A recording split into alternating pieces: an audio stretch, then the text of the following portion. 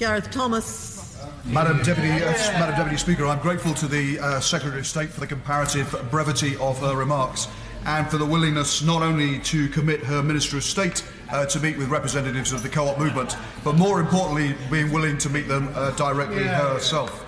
I say at the outset that I strongly support a new Clause 7, and I pay tribute to my honourable friend for Walthamstow for the way in which she moved the amendment. But I hope the House will forgive me if I briefly touch on the reasons for tabling new clauses 4, 5 and 6 in my name and that of a series of honourable friends on this side of the House.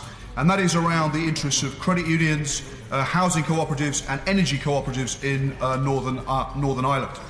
Perhaps I should say at the outset that the largest number of bank branch closures have taken place since the political settlement in Northern Ireland broke down. Not clearly directly related to that eventuality, but the need for a response to that situation clearly exists.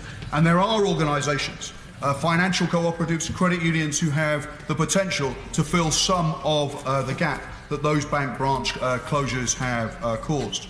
There are no major international banks headquartered in Northern Ireland, and increasingly the distance between the decisions that those international banks make and what happens in the communities of Northern Ireland is getting greater and greater.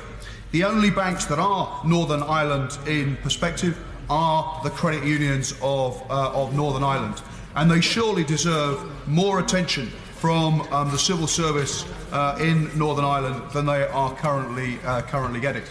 And whilst the Secretary of State may not have direct powers, she and the Minister of State will be people of considerable influence with the civil servants who do have the powers under this legislation.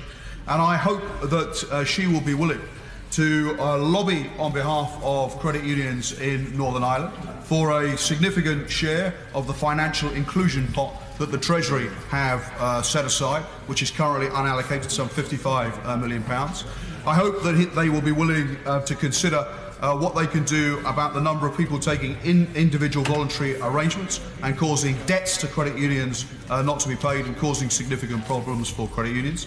I hope they will be willing to look at the issues around funding for energy cooperatives, which is due to run out in April next year, and the lack of funding and access to land for housing cooperatives.